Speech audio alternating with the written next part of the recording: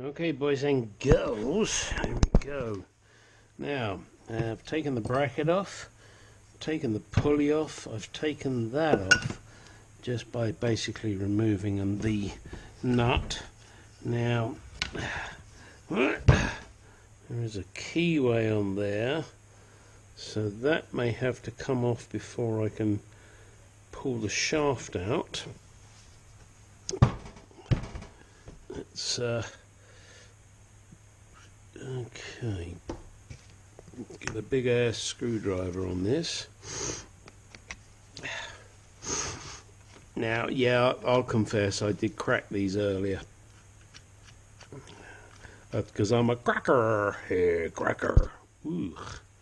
Yeah, they're gungy, huh? They're going to be cleaned up.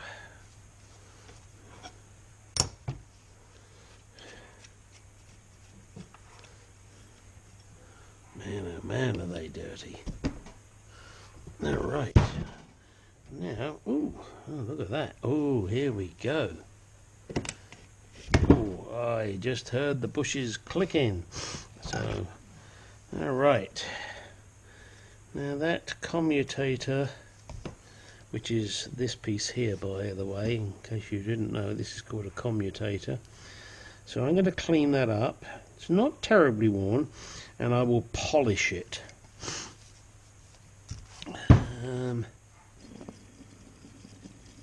Not sure about the bearings there. Maybe I can just take them apart and grease them up. I'll clean all this up before I do anything else with it. I'll give this a damn good clean inside. Actually, those brushes, I don't know if you can see them, they don't look bad. As in, they're not worn out. I didn't expect that to go that far. Yeah, those brushes are good. So that just needs a damn good clean up. So we got that to clean, we got that to clean, we got in here to clean. My God, look at it. Wow. Alright, so the next part is going to be clean this all up and then reassemble it. I won't show you how to clean things. I'm sure you can do that yourself without my help. And that obviously has to be cleaned. Bush looks good.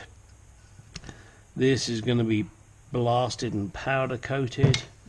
That's going to be blasted and powder coated. That's going to be blasted and powder coated. That's going to be cleaned. Not sure if I will powder coat it. There's a lot of components on there that I may not want to mess with, so I might just clean that up and give it a quick clear coat lacquer, and probably the same on this end. Clean this up and then give it a nice clear coat lacquer. That other unit that I have that I'm going to put out onto eBay, I've seen refurbished ones out there for over $1,000. That is fucking crazy in my book. Someone's got delusions of grandeur. That other one, I'm probably going to put it out there for like, I don't know, 150. Does that seem fair? Seems fair to me. 150 bucks. I believe it's in working order. I can't swear to that, but I do believe it's in working order. But I would still recommend you do what I'm going to do here. Take it apart, give it a damn good clean. There's not much to go wrong. The worst you can have to do is replace some brushes. Maybe a bearing if you're really unlucky. But that one span, and it didn't... spun didn't seem that bad. That's up to you guys. You may not even be in the least bit interested in that. I'm just waffling. Alright, let me get on with cleaning this, and I'll show you the reassembly in the next video. Okay, I'm heating up my sonic cleaner, and I'm going to put this in there. As you can see, it's really gungy in there, at least I hope you can see. So it'll be interesting to see how clean that gets. I'll probably put these pieces in there as well, won't do them any harm. Then they will be sandblasted. Then I will take the rest of this apart, probably. The only trouble with doing that is that the piece here, that's riveted to the casing, and I'm really reluctant to drill that out. So I may have to paint this rather than powder coat it because of the plastic here and the paper in there. I don't really want to bake it in my oven. So I think that's what I'm going to have to do. I'm going to have to clean it and then paint it with Por 15. These I will powder coat. They won't come to any harm. That, unfortunately, I will have to paint, purely because of my reluctance to drill that out and re-rivet it. But we'll see. I mean, I can get the main pieces out by undoing these screws with my impact, but I don't know. What do you think? Por 15 will be okay. That's what I've done the block with. I did that with Por 15. That looks black and shiny. So I think Por 15 is the way to go. It's clean-up time. Just cleaning up the insides here with some gasoline. I know it's not meant to be a cleaner, but it is extremely good at cleaning. I won't say I recommend this because then I'd probably get sued, but it works. Then we've got to clean this up a little more. And in here, it's been cleaned, and as you can see, the paper is broken up on this, I guess you call it a coil. My only concern is that that is a problem. I don't know if it is or not. If any of you electronics people out there, or people that know these vehicles, could tell me, do I need to worry about the fact that I don't know what it is, a wax cloth has come off, if that's a problem or something I should worry about. I don't believe it is, but I don't know. I'm no expert on these things. I was just going to clean it up and put it all back together. So if you know, let me know. I'm going to take this apart in a moment. Whoopsie, don't you dare do that. Just going to see how this is going to clean up.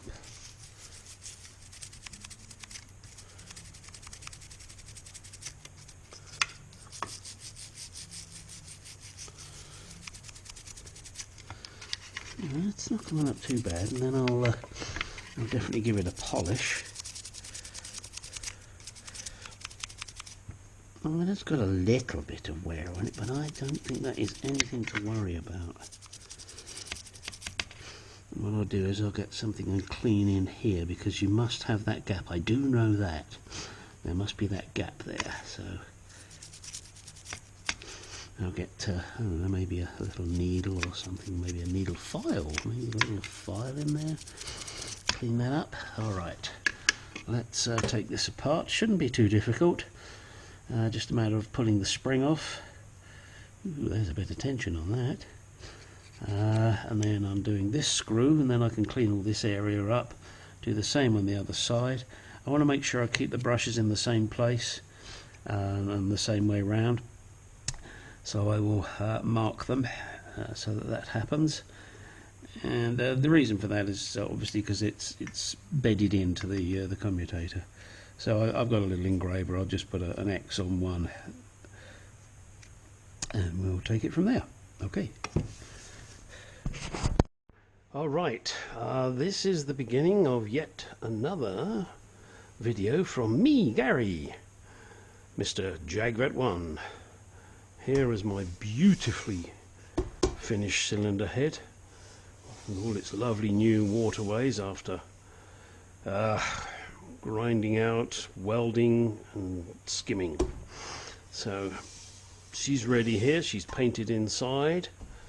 I have my valves here. my exhaust and my inlet valves, 6 of each, all nicely packaged. I will be dropping them all in, and then I will start to grind some of them.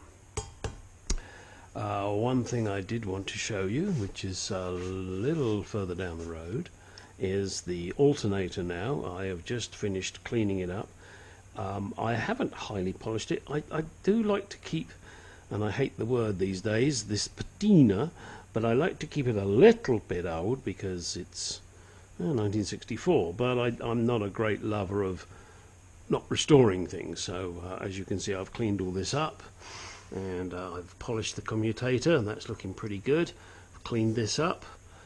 The other part here has just been cleaned up and coated in clear lacquer.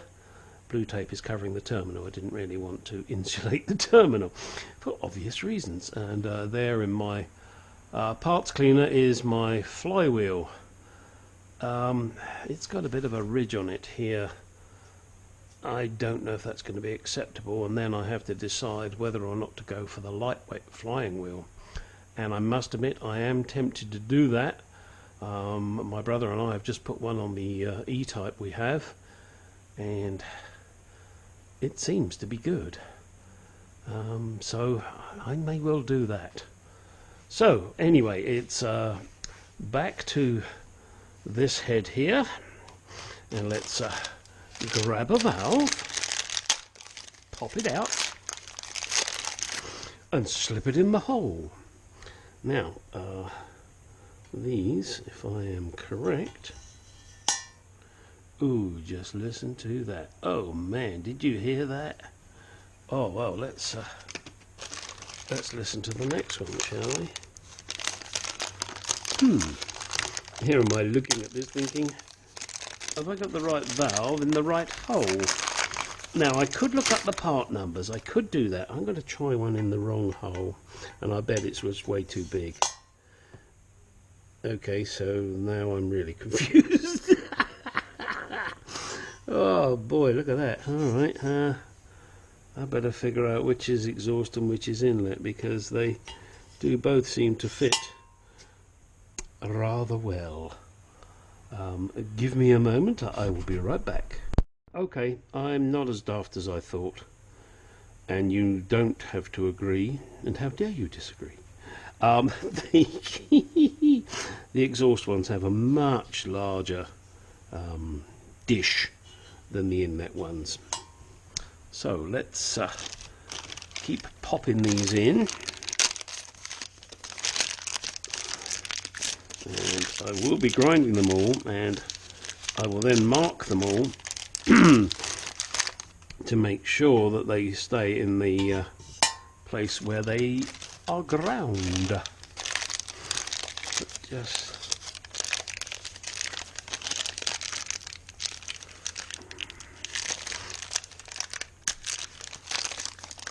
yeah, see, this is much better than those opening box videos, isn't it? You get the noise. 2 to go. At least on the exhaust side. And there is absolutely zero play there. Why? Because I have had new valve guides put in on this cylinder head. I didn't intend to do that, but when the machine shop called me and said, hey, do you want us to do these? These ones are worn. Well, it was too good an opportunity to say no, wasn't it? Oh, just listen to that lovely sound. And no, I'm not slamming them in hard. For those of you that think I am, I'm just letting them gently go tap, just to make that lovely sound. Look at this. Oh, this is so good to be progressing on this. I hope you guys are progressing on your engines, and girls too. And if there are any girls watching this and you're doing shit, hey, comment, let us know. It's not just a guy thing, this, you know. Look at that. Alright, there they all are in. Next job get the grinding paste out, grind these babies in. Once I've done that, then I am going to flush this head through. Not quite sure what I'm going to flush it with.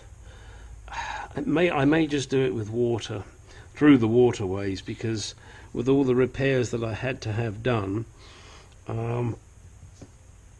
there is still some swarf inside the head. Now I will be initially running this engine with just plain water. Actually no, that's probably not true. I'm probably going to run it with just some antifreeze, and then I'm going to replace it with Evans. So there we are, the valves are in.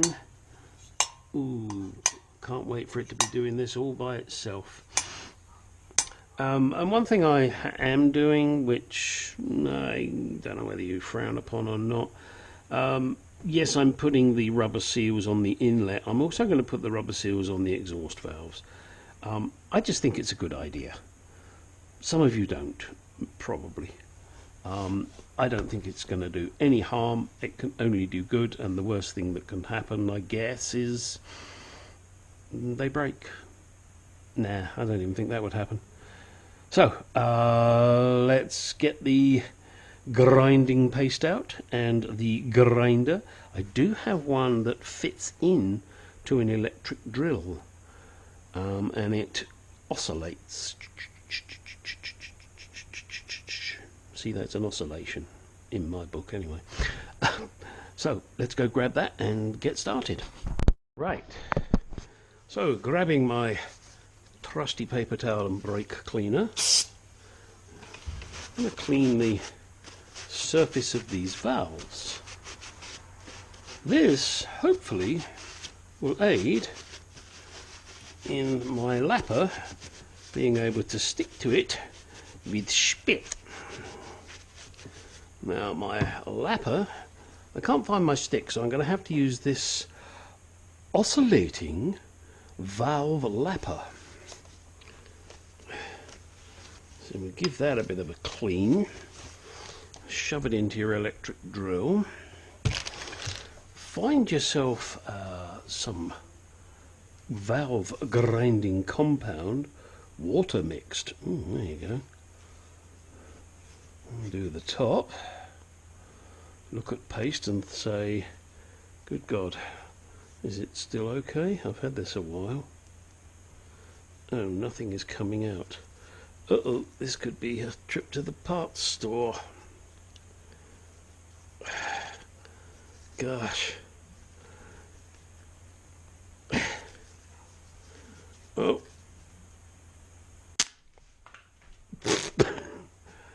I hate it when that happens. Alright, so, it's all over the floor. Oh, last time I hit her in the eye. Okay, so, let us now get some paste. I think I'm definitely going to have to go and buy a new tube. But for the moment, let's just do a little bit. Just try and spread it round nice and even.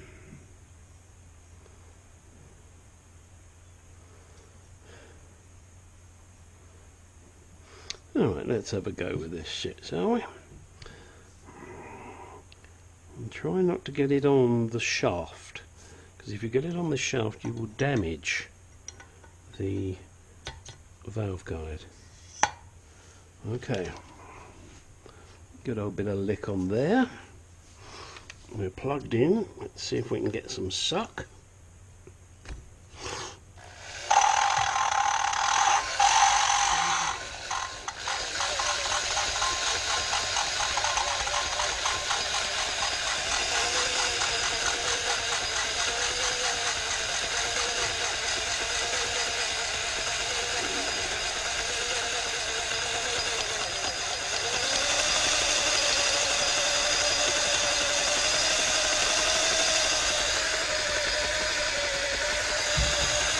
Sorry if you can't see much here.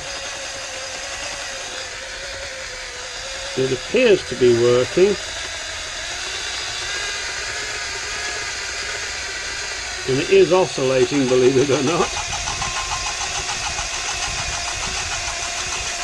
And what we're looking for, of course, is a nice even line. Let's break that off. And grab... What the hell was that? Something rolled across the floor. Right, let's take this valve out. Give it a wipe.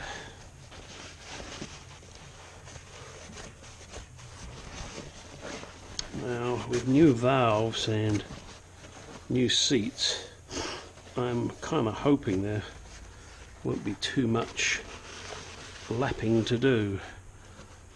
I do need my brake cleaner again. Clean this off. I tell you what, guys, brake cleaner is brilliant for so many things.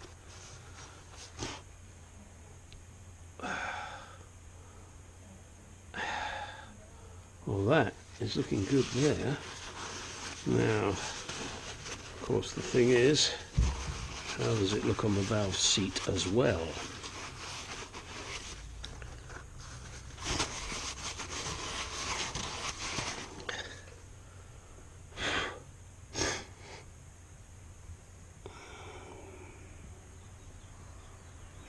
Let me get a light.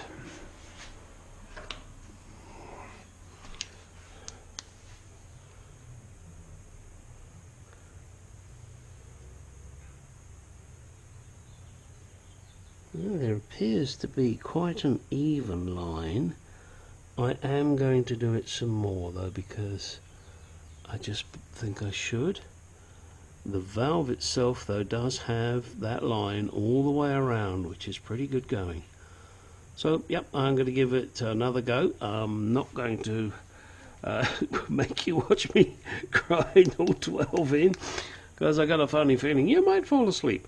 So I'm going to continue to grind all of these in. You see how I'm doing it. And then once they're all ground in, then we start the really interesting stuff of fitting the valve springs and the shims and the buckets and the collets and the retainers and blah blah blah blah blah. And then we start measuring with a micrometer. That'll be some interesting stuff. That's probably gonna be a whole video of doing that. Well, maybe not. This will be the beginning of the video, and then we'll finish off with the putting in the valves and the shims in. So I'll catch you on the next section, which will be once all of these valves are lapped in.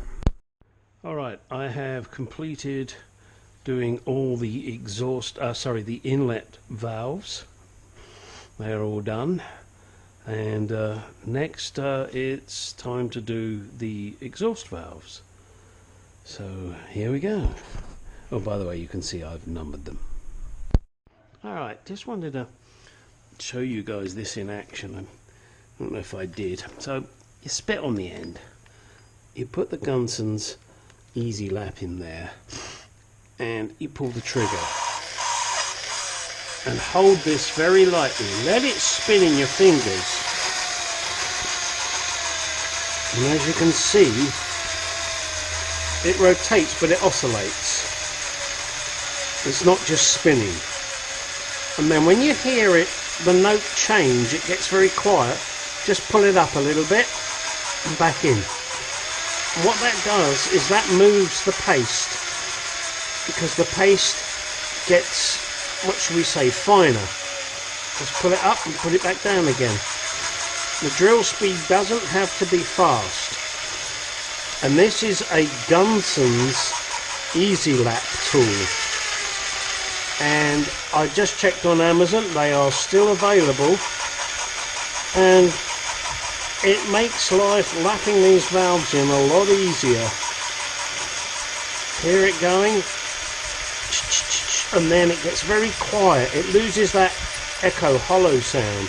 Pull it up and back in again. Hopefully you can hear the difference in the sound. And then, there you go, you hear it go to suddenly quiet. Back out again. Nice and noisy. and then it's gone quiet again. Do that a few times, and then take it out, clean it off. I clean both surfaces off with brake cleaner. Changing rags, or as I use paper towels because they're just quick and disposable. Oh my god, no, what with coronavirus, I'm wasting paper towels. Yeah, well, guess what, my engine's important. So give it a good clean, check, make sure you just get an even grey line on the valve and an even grey line on the valve seat, and then you know you've pretty much got a good seal. Now, once I've completed all of these, I will be putting all the valve springs in, holding everything, and I will then be pouring gasoline into each chamber and seeing if it leaks through. Got to do this before you start doing the shims and any of that, because obviously if the seating is not perfect and you grind it again and you do this after you've done the shim, you will then be altering the distance. So you want to make sure that that's done right. Okay, and you can totally disagree with me. That's entirely up to you. It's the way I do it. It's the way I've done it for years, and it works. Your choice.